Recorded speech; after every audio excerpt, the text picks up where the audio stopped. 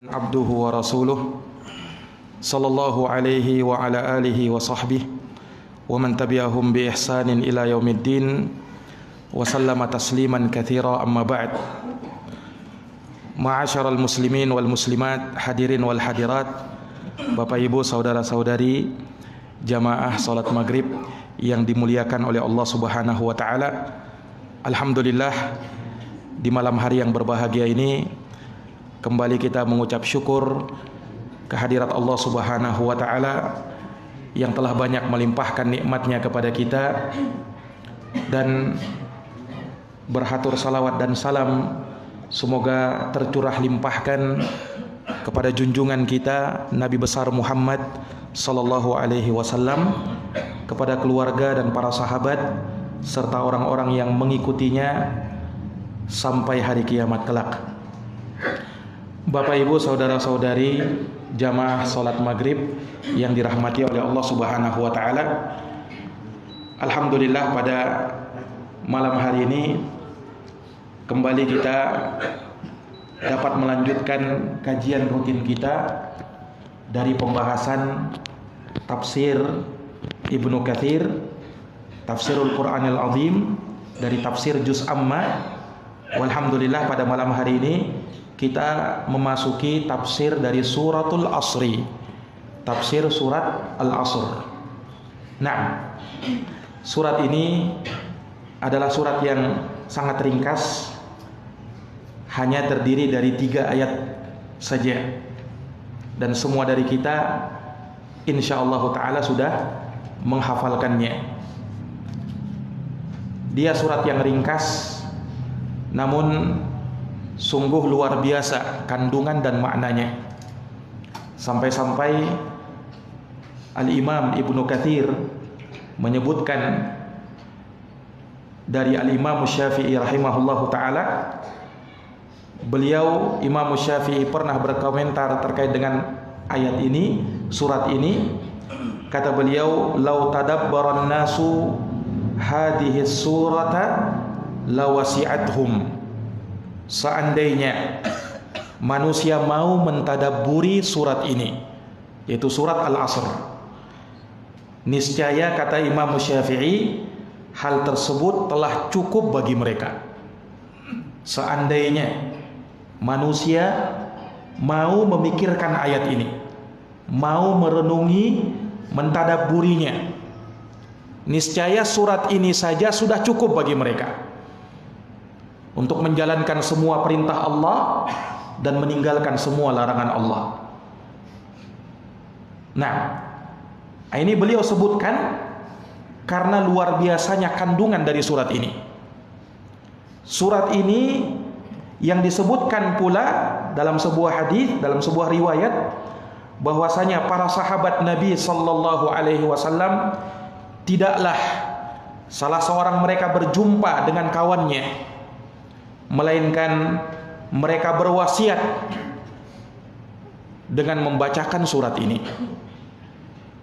Dengan membacakan surat ini, wal asri innal insana lafi khusr illa alladziina amanu wa 'amilus shalihat wa tawassaw bil haqqi wa tawassaw bis sabr.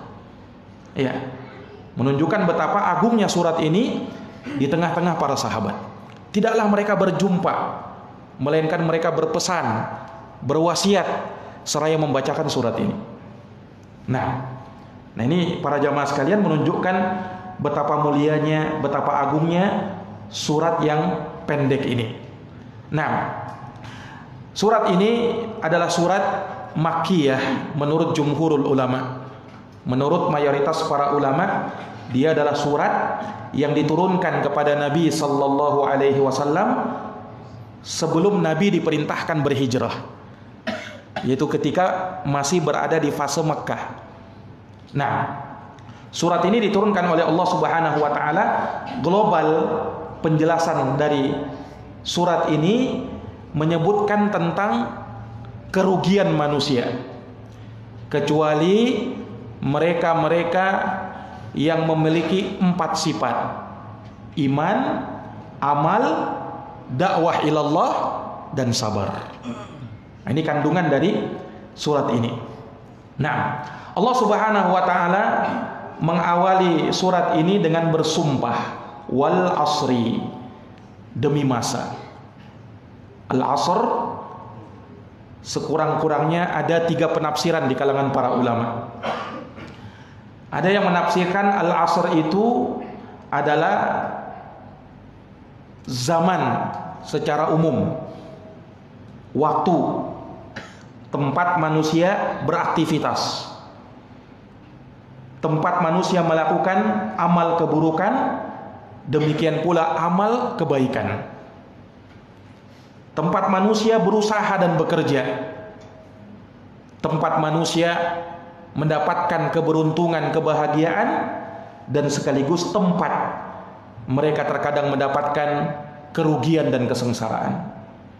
Allah subhanahu wa ta'ala bersumpah dengannya, wal asri, demi waktu, demi zaman, demi masa yang manusia terus melewatinya, hari demi hari, bulan demi bulan, tahun berganti tahun, manusia hidup di dalamnya. Kemudian tafsir yang kedua, al-asr juga ditafsirkan oleh para ulama dengan makna al-ashi, yakni akhirun nahar, waktu petang, waktu sore, yang berada di penghujung waktu siang. Nah, tentunya sebelum terbenamnya matahari. Ya. Ini juga disebutkan oleh Imam Ibnu Katsir rahimahullahu taala bahwa sebagian ulama menafsirkan dengan waktu petang, wal asri, demi waktu petang. Nah, kenapa disebutkan waktu petang? Ya, kata para ulama, karena waktu petang, waktu sore itu memiliki keutamaan dari waktu-waktu yang lainnya. Makanya kita kenal ada zikir pagi dan zikir petang. Ya kan? Allah Subhanahu wa taala berfirman dalam Quran dalam surat Al-Ahzab, "Ya ayyuhalladzina amanu dzkurullaha dzikran katsira." Wahai orang-orang yang beriman, berzikirlah kepada Allah dengan zikir yang banyak. Kapan? Setiap saat. Mau di pagi, mau di sore, mau di siang, mau di malam hari, ya kan? Di setiap waktu. Asalnya anjuran berzikir itu secara umum. Namun subhanallah, di ayat yang berikutnya Allah katakan, wasabbihuhu bukratan wa asila. Dan berzikirlah kepada Allah, bertasbihlah kepadanya di waktu pagi dan di waktu sore. Di waktu pagi dan di waktu sore. Nah, ini menunjukkan adanya pengkhususan. Ya. Zikir itu secara umum di setiap saat, di setiap waktu. Namun zikir di waktu pagi dan zikir di waktu sore itu punya keutamaan. Punya keutamaan. Nah, ini para jamaah sekalian yang dirahmati oleh Allah Subhanahu wa taala. Maka Allah bersumpah dengannya, wal asri, demi waktu petang. Menurut penafsiran yang kedua. Dan ada penafsiran yang ketiga, al-asr itu bermakna sholatul asri. Makanya kita kenal ada sholat asar. Nah, jadi wal asri menurut penafsiran yang ketiga demi sholat asar. Kenapa disebut sholat asar? Sekali lagi, tidaklah ini dikhususkan kecuali memang punya keutamaan. Nah, memang sholat asar, Pak, itu lebih utama dibandingkan sholat-sholat yang lain. Nah, dalam Quran Allah Subhanahu wa taala berfirman, "Hafidhu 'alas sholawat." Jagalah sholat-sholat kalian. Sholat apa? Ya secara umum. Khususnya sholat lima waktu. Subuh, zuhur, asar, maghrib, isya. Jagalah sholat-sholat kalian. Kemudian Allah katakan, "Was-sholatil wusta." Dan jagalah sholat pertengahan. Sholat pertengahan adalah sholat asar. Padahal sholat asar kan sudah masuk dalam keumuman perintah menjaga sholat. Tapi tatkala disebutkan lagi jaga itu sholat asar, menunjukkan apa? Menunjukkan makna yang lebih. Bahwa sholat asar ini memang butuh kita jaga. Sembari kita menjaga sholat-sholat yang lain tentu saja. Tapi sholat asar kenapa dikhususkan? Karena para ulama mengatakan memang banyak orang yang suka menunda-nunda sholat asar. Kata sebagian orang, waktunya waktu yang tanggung. Tanggung. Selesaikan dulu pekerjaan ini. Tanggung. Masih melakukan hal-hal ini. Nah, sehingga banyak orang mengundur-undurnya. Ya. Sehingga banyak orang melalaikannya. Bahkan ada yang meninggalkannya sama sekali. Nah, ini para jamaah sekalian. Dan Nabi SAW bersabda dalam sebuah haditsnya, "Man taraka sholatal asri faqad habita amaluh." Barang siapa, kata Nabi, yang meninggalkan sholat asar, maka terhapus amal perbuatannya. Terhapus amal solehnya, kata Nabi. Ya. Nah, tentunya kita tahu meninggalkan sholat secara umum, entah itu sholat subuh, sholat duhur, maghrib dan isya, dosa besar. Tapi Nabi khususkan ini, siapa yang ninggalin sholat asar, terhapus amalnya, kata Nabi. Nah, menunjukkan sholat asar jangan diremehkan. Iya, ada orang pas hari Jumat semangat sholat Jumat, semangat sholat Jumat, hadir sholat Jumat. Pas datang waktu asar di hari Jumat, malas dia pergi sholat, ya kan? Malas dia pergi sholat. Padahal Nabi mengatakan tadi, man taraka sholatal asri faqad habita amaluh. Barang siapa yang ninggalin sholat asar, maka terhapus amal perbuatannya. Ini para jamaah sekalian yang dirahmati oleh Allah Subhanahu wa taala. Iya. Nah, perhatikan. Dengan tafsiran ini Allah bersumpah dengannya, wal asri, demi masa, demi waktu petang, demi sholat asar. Kalau kita lihat terjemahannya, Pak, dalam Quran, maka kita lihat terjemahannya wal asri, demi masa, ya kan? Ini salah satu penafsiran di kalangan para ulama. Ada penafsiran-penafsiran yang lain yang tadi kita sebutkan. Nah, di sini yang bersumpah siapa? Allah Subhanahu wa taala. Allah yang bersumpah. Karena ini firman Allah, wal asri, kata Allah, demi masa. Dan di dalam Quran kalau kita melihat, banyak Allah Subhanahu wa taala bersumpah dengan waktu. Seperti misalnya wadduha wal laili idza saja, demi waktu duha dan demi malam, ya kan?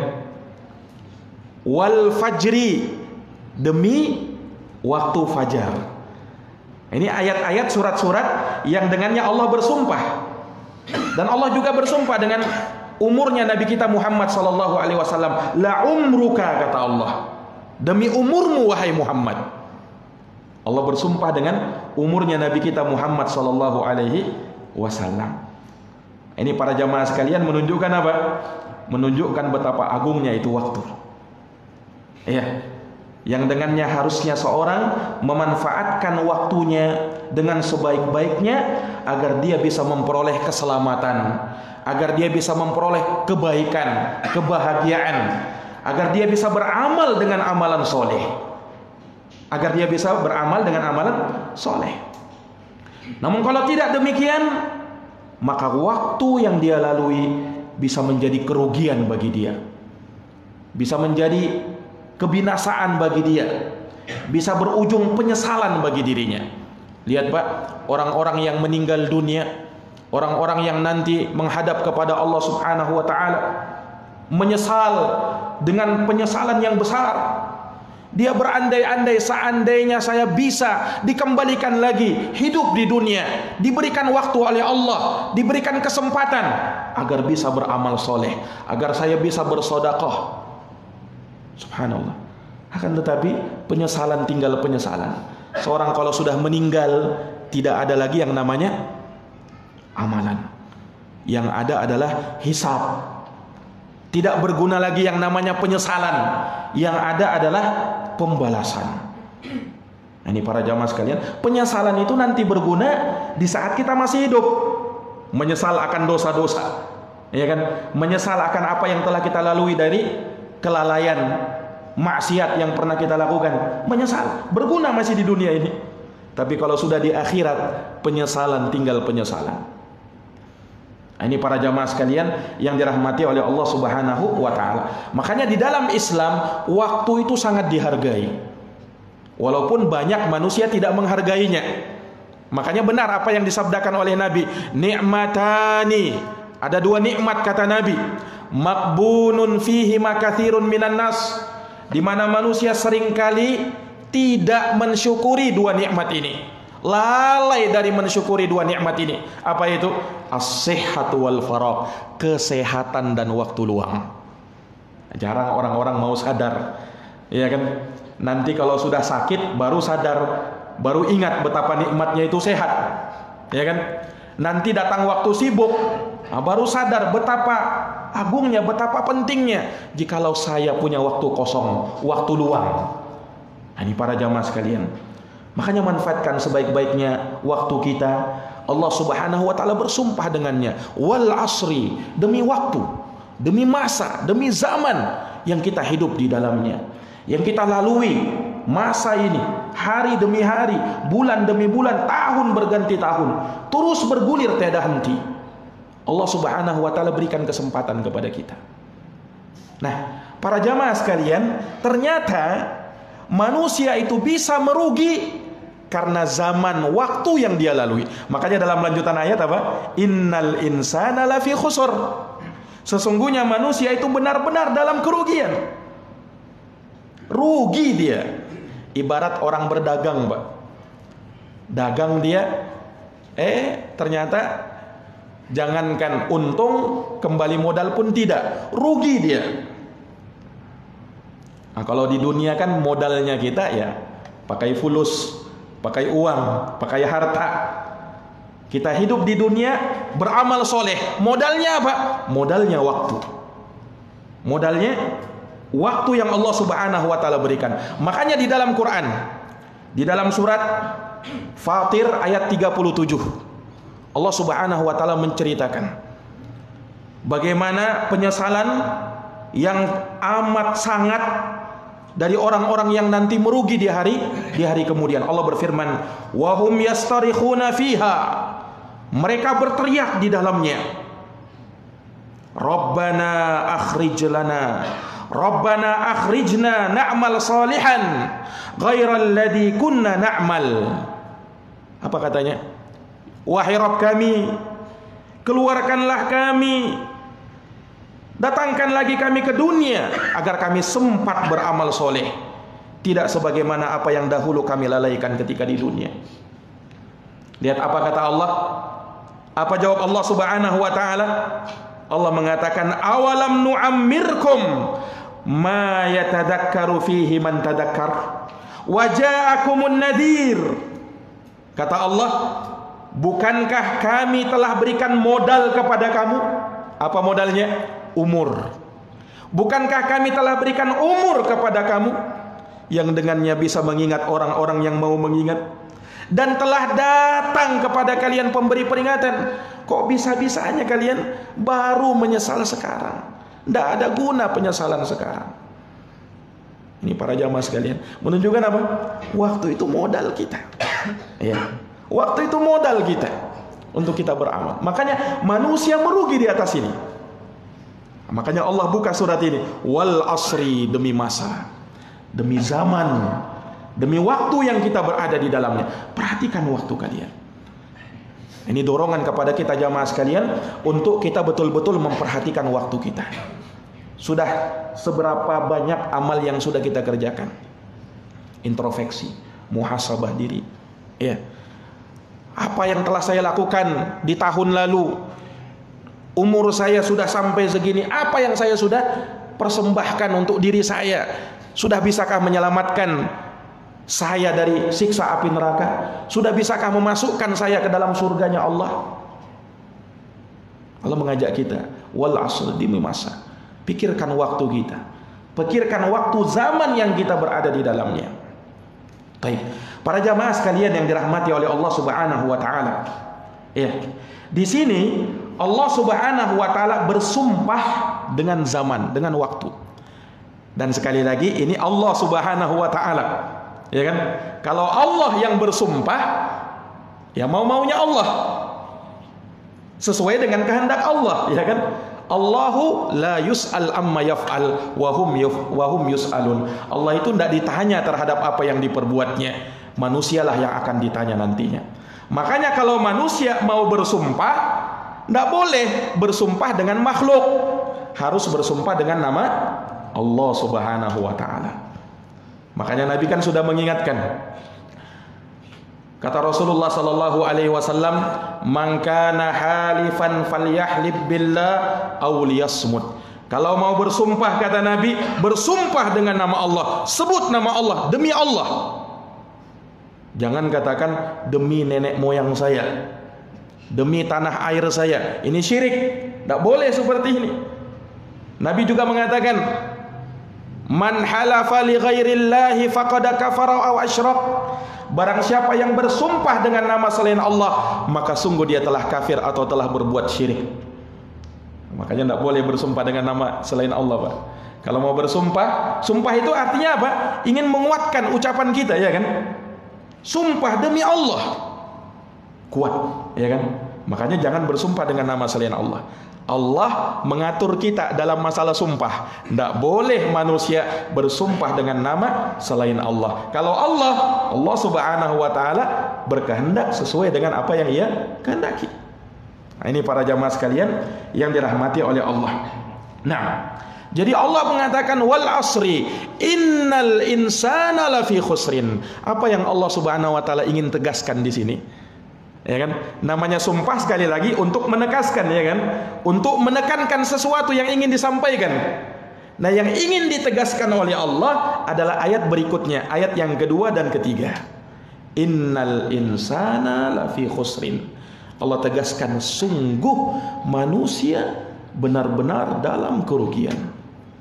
Subhanallah, perhatikan Pak, kalau kita lihat dalam ayat ini Allah Subhanahu wa ta'ala menegaskan perkara ini dengan sumpah dan masih ada penguat yang lain. Inna dalam bahasa Arab harfu taukid, huruf penegas. Sungguh al-insan manusia, lafi. Kalau la panjang artinya tidak. Kalau lam di fathah saja maknanya juga penegas. Betul-betul. Sungguh betul-betul. Fi khusrin, dalam kerugian.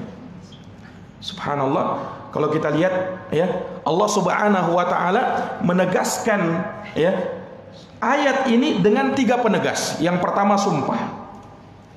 Kemudian yang kedua inna, sungguh. Kemudian ada lam di situ yang bermakna betul-betul. Nah, tentunya semakin menegaskan. Ya sama kalau begini Pak, saya permisalkan ini air saya. Sungguh ini air saya. Sungguh betul-betul ini air saya. Demi Allah, betul-betul sungguh ini air saya. Nah, itulah maknanya seperti itu. Menekankan, ya kan? Untuk menghilangkan keraguan. Jangan ragu dalam masalah ini. Kan sumpah itu didatangkan, penekan-penekan itu didatangkan untuk menghilangkan keraguan. Mungkin kalau misalnya saya katakan ini air saya, orang mungkin berpikir mungkin dia bohong-bohong itu, ya kan? Tapi kalau dia tegaskan demi Allah, ini air saya ini, ya kan? Oh, semakin yakin. Nah, airnya berarti itu. Nah, sama ketika Allah bersumpah di sini, wal asri, demi masa, innal insana lafi khusrin, sungguh betul-betul manusia itu berada dalam kerugian. Nah, kalau orang paham bahasa Arab juga, lafi khusrin, fi di situ huruf, ya, huruf jar dia, tapi maknanya az-zarfiyah, yang bermakna melingkup. Ya, jadi seandainya kerugian itu Pak ada berbentuk lingkaran, nah orang itu berada di dalamnya sehingga tidak bisa keluar, kan? Dikepung oleh kerugian. Atau kalau diibaratkan seperti air, orang masuk ke dalamnya sampai lemas, tidak bisa keluar. Nah, ini yang Allah Subhanahu wa ta'ala ingin gambarkan. Innal insana lafi khusrin, sesungguhnya manusia betul-betul sungguh mereka berada dalam lingkaran kerugian. Sulit mau lepas dari kerugian itu. Ini para jamaah sekalian yang dirahmati oleh Allah Subhanahu wa taala. Apalagi Allah sebut di sini insan. Insan itu apa? Insan itu manusia. Insan itu dalam bahasa Arab berasal dari kata nisyan. Nisyan itu artinya lupa. Nasi itu orang Arab berkata, saya lupa. Nah, manusia dinamakan manusia karena sifat pelupanya. Nah, itulah manusia. Hari ini diingatkan, besok lupa lagi itu. Hari ini diberitahukan, diajarkan, besok malam lupa lagi dia. Makanya terus diingatkan supaya tidak lupa-lupa. Tapi yang namanya manusia ya seperti itu. Innal insana, sesungguhnya manusia ini lafi khusrin, berada dalam kerugian. Rugi dia, Pak. Nah, yang namanya rugi itu kan ya ada yang besar ruginya, ada yang kecil ruginya. Ada yang rugi dari awal sampai akhir, ada yang ruginya awal akhirnya beruntung.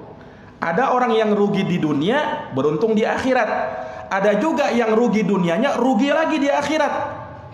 Ada yang beruntung dunianya, beruntung juga di akhiratnya. Nah, Allah Subhanahu wa taala menegaskan manusia, semua yang namanya manusia, ya kan? Mau mukmin, mau kafir, mau tua, mau muda, semua masuk di dalam ayat ini. Nah, betapa dahsyatnya ayat ini. Memberikan peringatan kepada kita. Manusia, demi Allah, demi masa, sungguh kalian ini betul-betul berada dalam kerugian. Tidakkah membuat kita takut jamaah sekalian? Ya kan? Nah, hebatnya Allah Subhanahu wa taala, perhatikan. Di dalam ayat ini Allah memakai uslub, metode. Ketika Allah mengatakan sungguh manusia betul-betul berada dalam kerugian, illa, kecuali. Nah, disinilah orang akhirnya apa? Terpancing, ya kan? Ya, ketika dia mengetahui manusia itu dalam kerugian, kalau begitu, apa kira-kira jalan keselamatan ini supaya kita bisa keluar dari kerugian? Allah lanjutkan ayatnya. Nah, supaya orang betul-betul memperhatikan apa yang bisa menyelamatkan saya dari kerugian itu. Nah, makanya Allah perkecualikan. Kan semua manusia dalam kerugian, bahkan dalam lingkup kerugian itu. Kecuali. Nah, berarti yang tidak dikecualikan oleh Allah Subhanahu wa taala pasti merugi. Ya kan? Yang keluar dari ini pasti merugi. Nah, makanya betul-betul ayat yang ketiga ini harus kita pahami. Siapa yang lepas dari kerugian? Itulah yang Allah Subhanahu wa taala sebutkan dengan 4 sifat. Lihat ya, pada ayat yang ketiga 4 sifat kandungannya. Illal ladina amanu, kecuali orang-orang yang beriman. Wa amilus solihat, beramal dengan amalan soleh. Wa tawasau bil haq, saling melakukan tausiah, saling menasihati, berpesan-pesan, mengingatkan di dalam menetapi kebenaran. Wa tawasau bil haq, wa tawasau bis sabri. Yang keempat, saling berpesan-pesan, saling mengingatkan, mewasiatkan supaya menetapi kesabaran. Nah, inilah 4 inilah yang tidak akan merugi. Mau lepas dari kerugian, maka miliki 4 sifat ini. Tidak akan dapatkan keberuntungan kecuali yang mereka memiliki 4 sifat ini, Pak. Para jamaah sekalian yang dirahmati oleh Allah Subhanahu wa taala, perhatikan. Yang pertama, sifat yang pertama, illal ladina amanu, kecuali orang-orang yang beriman. Keimanan ternyata disebut. Itu yang pertama. Nah, iman itu apa? Iman itu ikrar, pengakuan di dalam hati. Tasdiq, pembenaran. Itu iman, Pak. Orang bilang saya iman, saya benarkan, saya akui itu, saya yakini itu, saya percaya itu. Itu iman kan?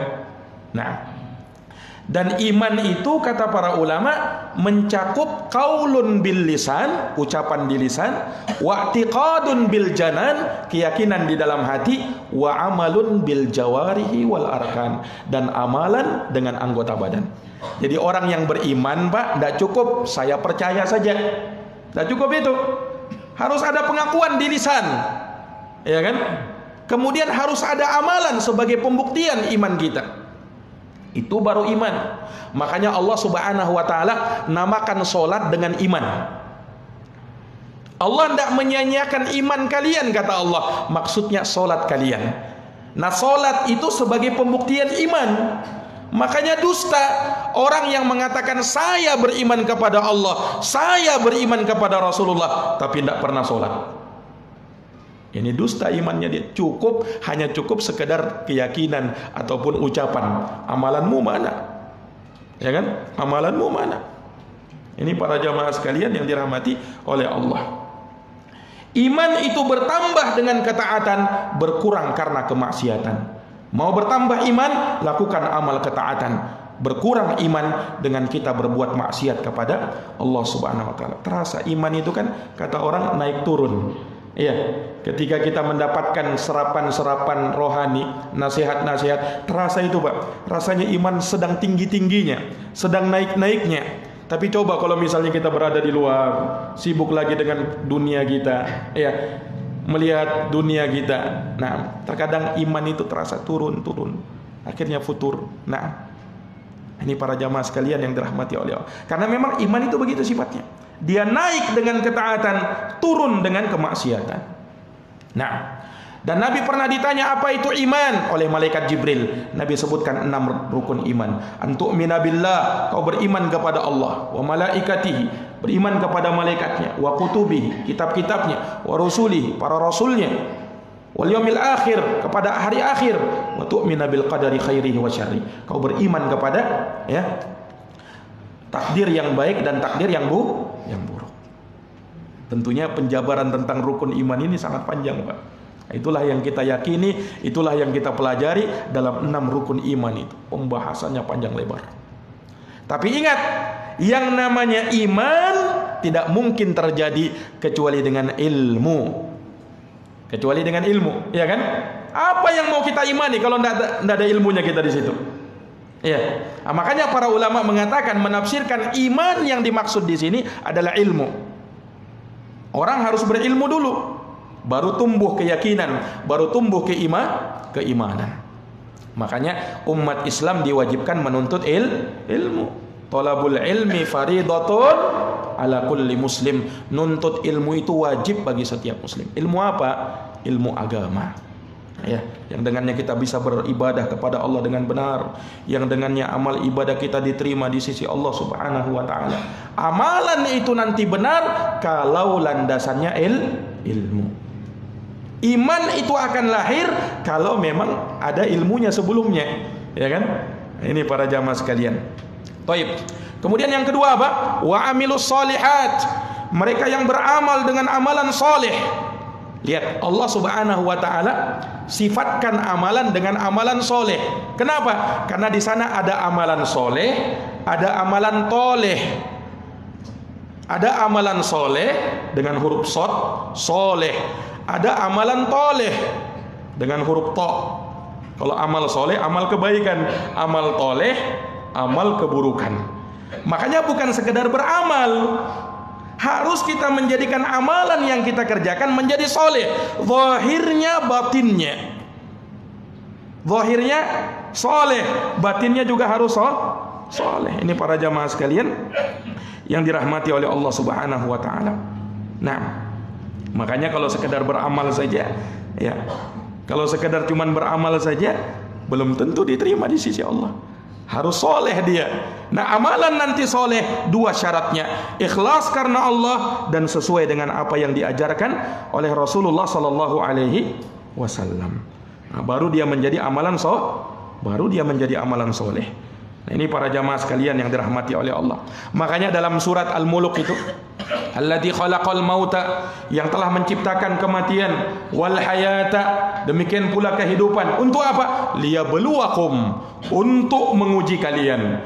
Ayyukum ahsan, siapa di antara kalian yang paling bagus, yang paling baik amalannya. Jadi bukan cukup sekedar cuman beramal saja kan? Allah katakan yang paling bagus amalannya, yang paling baik amalannya. Bagaimana amalan itu bisa menjadi bagus? Ditafsirkan oleh Imam Al-Fudail Ibnu Iyad. Kata Imam Al-Fudail Ibnu Iyad, ahsanu amala ay akhlasuhu wa aswabuh. Yang paling bagus amalannya adalah yang paling ikhlasnya dan paling benarnya. Kata beliau, akhlasuhu, yang paling ikhlasnya idza kana lillah, kalau amalan tersebut diniatkan karena Allah.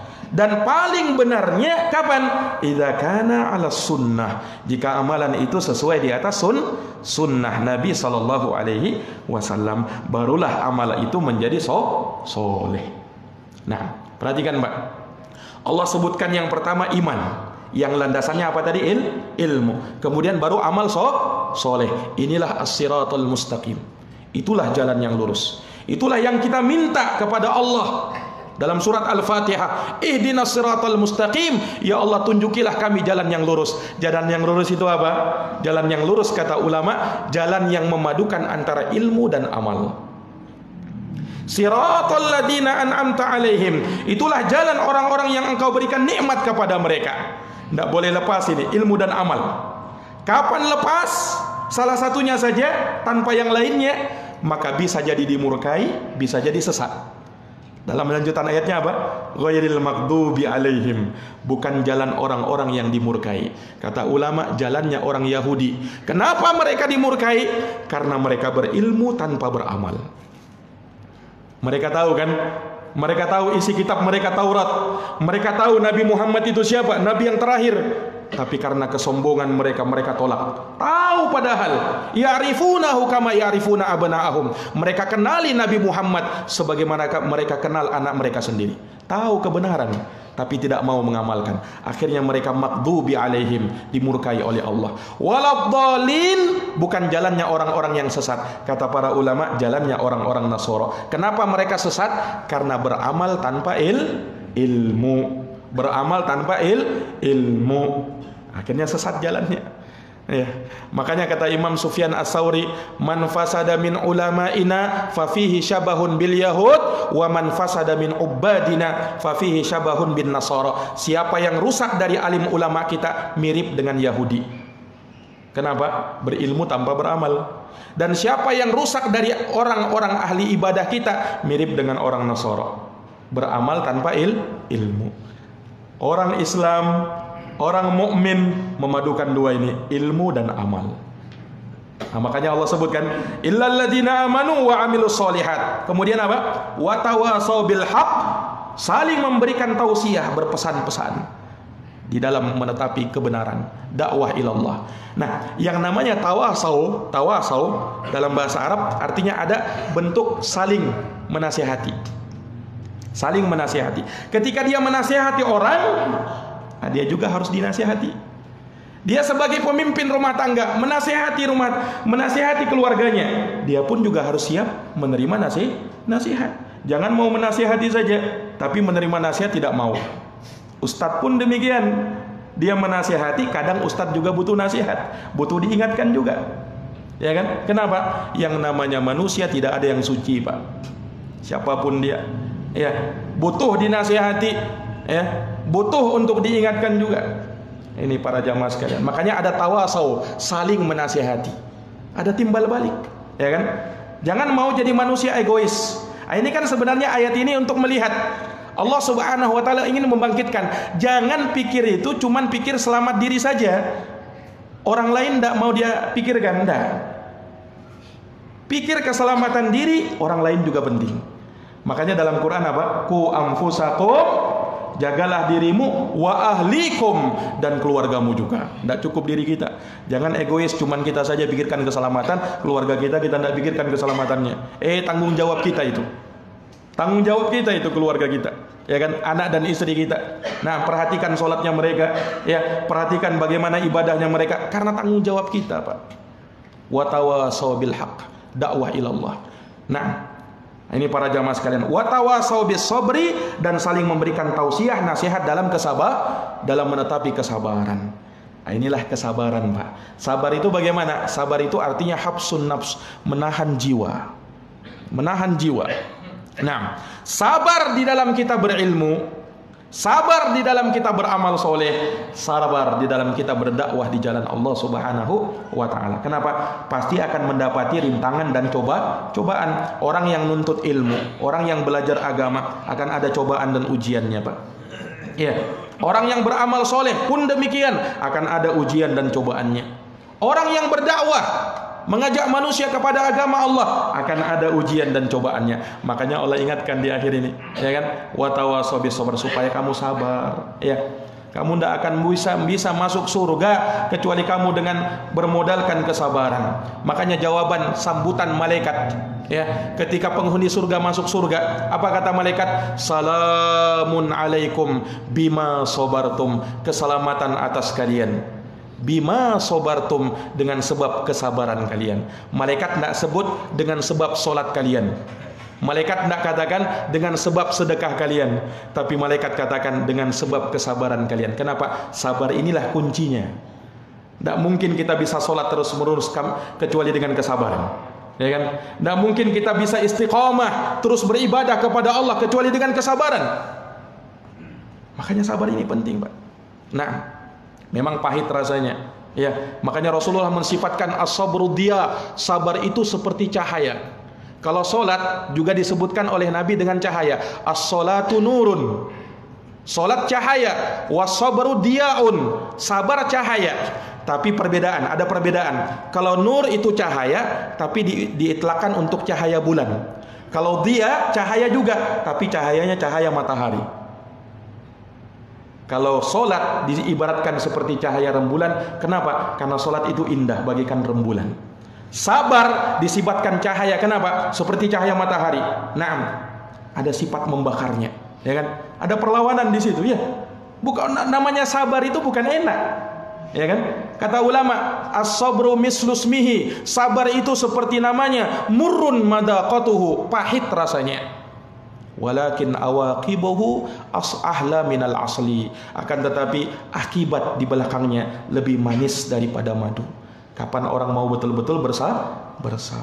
Para jamaah sekalian yang dirahmati oleh Allah Subhanahu wa taala, maka ini tafsir ringkas dari surat Al-Asri. Mudah-mudahan bisa jadi renungan kita. Allah bersumpah, wal asri, demi masa, innal insana lafi khusrin, sesungguhnya manusia benar-benar betul-betul di dalam kerugian, illal ladina amanu, kecuali orang-orang yang beriman, wa amilus solihat, dan beramal dengan amalan soleh, wa tawassaw bil haq, saling berpesan-pesan di dalam menetapi kebenaran, wa tawassaw bis sabri, dan saling berpesan-pesan supaya menetapi kesabaran. Mudah-mudahan ada manfaatnya bagi kita semuanya. Semoga kita bisa mengambil pelajaran darinya. Semoga Al-Quran ini bisa menjadi rahmat bagi kita, cahaya di dalam hati kita, yang dengannya kita bisa mendapatkan kebahagiaan di sisi Allah Subhanahu wa taala. Jazakumullah khairan atas perhatiannya. Mohon maaf atas segala kekurangannya. Kita akhiri dengan doa kafaratul majlis. Subhanakallahumma bihamdika, asyhadu an la ilaha illa anta, astaghfiruka wa atubu ilaik. Walhamdulillahi rabbil alamin. Wassalamu alaikum warahmatullahi wabarakatuh.